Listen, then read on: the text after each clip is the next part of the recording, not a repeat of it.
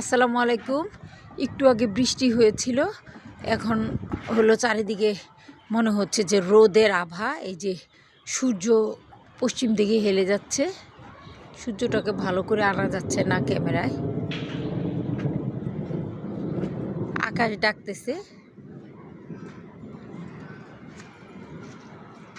বৃষ্টির পরের মোমেন্টটা অনেক সুন্দর হয়, আর সারাটা পৃথিবী মনে হয় যে পরিচ্ছন্ন হয়ে গেছে। উত্তরায় আসছি।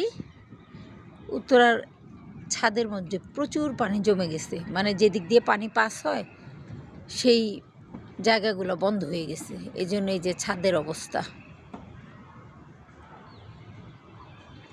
বন্যা।